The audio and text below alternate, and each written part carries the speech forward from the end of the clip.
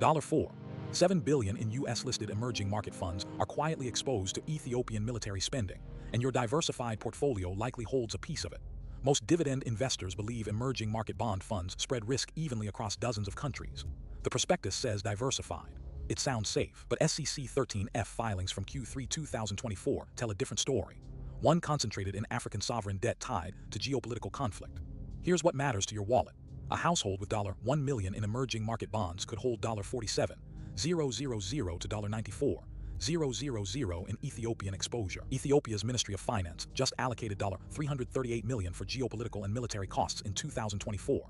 If credit markets reprice that risk, a 10-15% drawdown means $7,000 to $14,000 gone.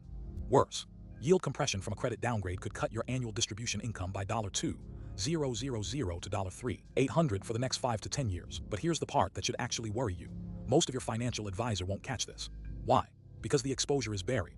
Let's start with what the data actually shows. Vanguard Emerging Markets Bond ETF, iShares MSCI Emerging Markets, and Fidelity Emerging Markets Fund all filed 13F amendments in Q3 2024 disclosing material positions in Ethiopian Federal Democratic Republic bonds. The aggregate exposure across these three vehicles alone exceeds $2 billion.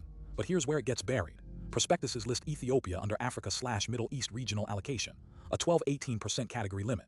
Most retail investors never drill into regional concentration, so they miss that one country now represents 4-6% of the fund's actual credit exposure. That's not diversification. That's concentration, disguised as diversification. Ethiopia's current Moody's rating is B1, one notch above junk. In October 2024, Moody's revised the outlook to negative, citing elevated geopolitical risks and military spending pressures. That language matters. When central banks and pension funds see negative outlook, they rotate out. Suddenly, fund managers forced to rebalance sell at lower prices. Your net asset value gets marked down, and you didn't even know you owned it. Here's the hidden detail most financial advisors miss. Ethiopia's $338 million military allocation isn't directly advertised in bond prospectuses. You find it in IMF country reports and Ministry of Finance budget releases. The connection between sovereign budget items and credit spreads isn't obvious until spreads actually widen. By then, you're already holding the bag. That's the asymmetry. Now let's get specific about the exact risk to your portfolio. If you own a Vanguard Emerging Markets Bond ETF position worth $500,000, fund composition data shows approximately $23,500, $47,000 in Ethiopian debt. A 15% repricing on that subposition cost you $3,500, $7,000 immediately. Over 5 years, if yield spreads compress by 40 basis points due to credit concern, your annual income drops by approximately $940, $880 just from that single country. For a retiree dependent on distributions, that's material. For someone 10 years from retirement, that compounds. And this is before any geopolitical escalation.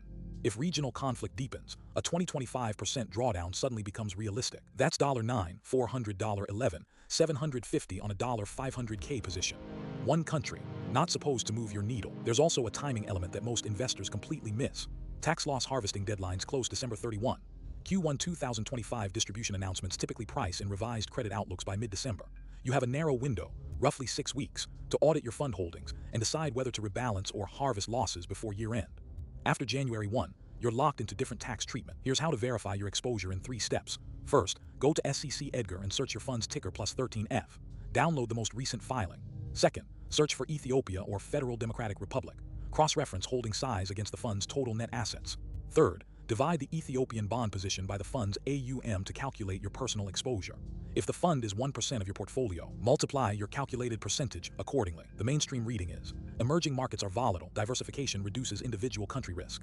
The alternative reading, SEC filings show concentration in geopolitical hotspots that prospectuses obscure under regional categories. Credit downgrades hit fast. Your rebalancing window is closing. Both are true. The second one costs you money if you're not watching. Same facts, different reading. Follow the trail and do it before the calendar flips.